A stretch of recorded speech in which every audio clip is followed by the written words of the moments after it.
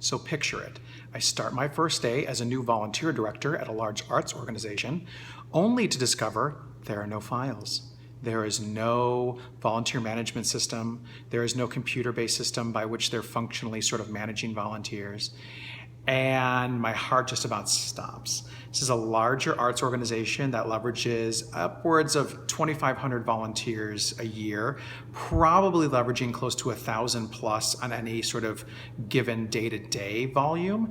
And I wasn't exactly sure how to respond to this organization that just thought I'd just come right in and I would just start ultimately taking over and dealing with the day-to-day management of these folks. So it took a little convincing, but I was able to get the executive leadership of this organization to trust me and to ultimately shut down for about a week to completely reboot their entire existence and process in this space. So this looked like things like actually not only building things like a volunteer handbook and an actual identification of a volunteer software program, but literally starting to do things like identifying what is required for background checks for volunteers that may be working with children, actually building the entire identification of all of the position descriptions necessary for all the volunteers in existence, both now and potentially roles for the future, and all their training modules. But it also meant looking at all of the key staff that themselves have been managing volunteers but had never been formally recognized as managing volunteers and giving them the proper education, identifying them, essentially crediting them, and making sure they had what they needed to do their job and to formalize that process.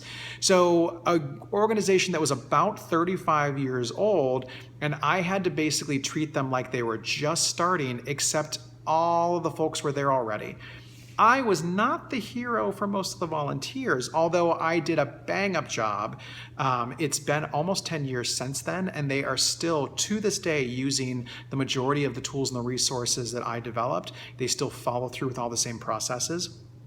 And they're healthy, happy, and thriving, which is what you want.